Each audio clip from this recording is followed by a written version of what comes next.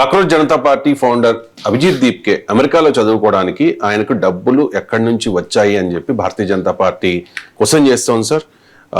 దానికి అభిజిత్ దీప్కే సమాధానం చెప్పారు, నా స్కాలర్షిప్ వివరాలు చెబుతా, మోదీ తన డిగ్రీని బయటపెడతారా, బీజేపీ నాయకులు కూడా వారి విద్యార్హతలను బహిర్గతం చేయాలి అని చెప్పి డిమాండ్ చేశారు. సార్, మోదీ డిగ్రీ మీద చాలా రాజకీయం నడిచింది కదా సార్, గతంలో కూడా కోర్టు కూడా స్పందించింది.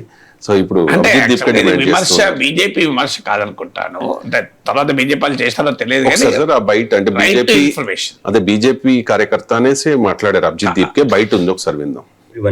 मैंने अभी देखा कि किसी बीजेपी के कार्यकर्ता ने मेरे ऊपर आरटीआई फाइल की है और वो जानना चाहता है कि मैंने अपनी एजुकेशन कैसे कंप्लीट की। तो मैं उनसे पूछना चाहता हूँ, क्या आपके नेता अपनी डिग्री दिखाएंगे? मैं अपना स्कॉलरशिप लेटर और एजुकेशन लोन का लेटर दिखाने के लिए तैयार हूँ। क्या आपके नेता उनकी असली डिग्री दिखाएंगे? और मुझे समझ में आता है लोगों को एजुकेशन से इतनी क्या प्रॉब्लम है। अगर कोई आम घर का लड़का बॉस्टन यूनिवर्सिटी में जाकर पढ़कर आ गया तो इससे इन लोगों को तकलीफ क्यों हो रही है? आप लोग एजुकेशन के इतने खिलाफ क्यों हो? బీజేపీ కార్యకర్త మీకు అభిజిత్ దీప్కే రైజ్ చేసిన ఇష్యూస్ పక్కకు పెట్టి, అంటే అది ఆర్టీఐ అప్లికేషన్ ఇచ్చారు, అతను బీజేపీ కార్యకర్త అని చెప్తున్నారు. బట్ ఏదైనా అభిజిత్ దీప్కే రైజ్ చేసిన ఇష్యూస్ తో నీకు ఫైట్ ఉండొచ్చు.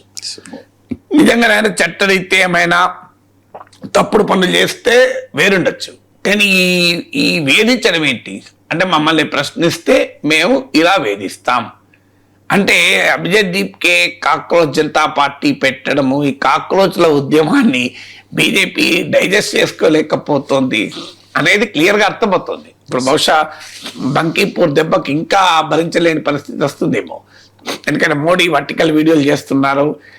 కానీ ఎప్పుడు కూడా గుర్తుపెట్టుకోవాలి, నరేటివ్ వార్ పైన తమకే ఆధిపత్యం ఉంది అనుకుంటే పొరపాటు.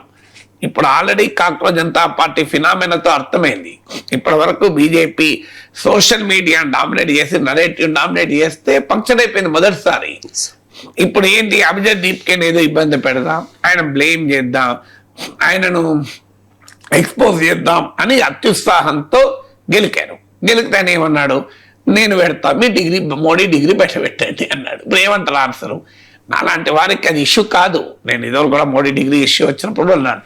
కానీ అభిజిత్ దీప్కే అనే దాంట్లో లాజిక్ ఉంది. ఎందుకుంది అంటే, రైట్ టు ఇన్ఫర్మేషన్ కిందనే మోడీ డిగ్రీ బయటకు పెట్టాలని డిమాండ్ వస్తే, అది చీఫ్ ఇన్ఫర్మేషన్ కమిషనర్ దానిపైన మీకు అది సెంట్రల్ ఇన్ఫర్మేషన్ కమిషన్కి వెళ్ళింది.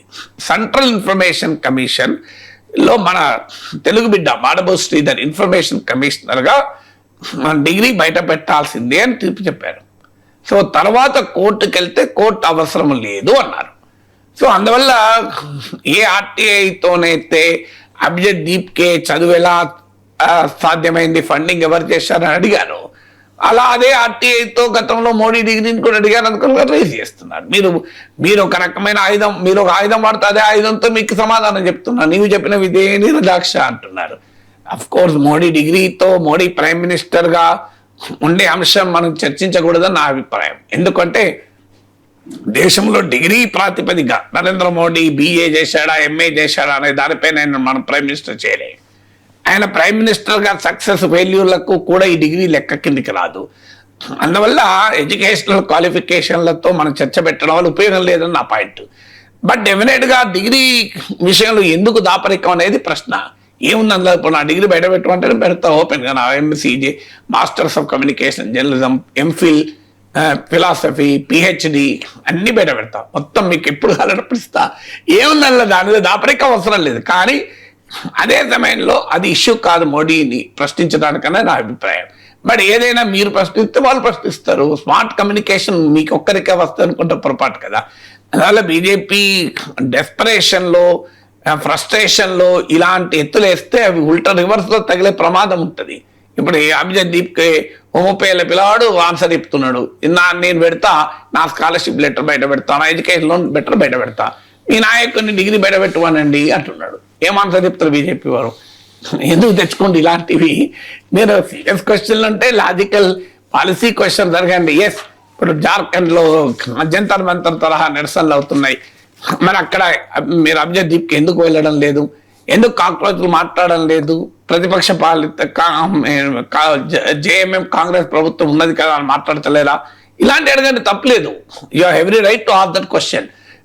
కానీ ఇదెందుకు ఆయన అభిజిత్ దీప్కే ఎట్లా చదివాడు అంటే, మీకు ఆ పర్సనల్గా అటాక్ ఏంటి? పర్సనల్గా అటాక్ చేస్తే ఎదురు వాడు కూడా అదే రూపంలో ఆన్సర్ వస్తుంది కదా.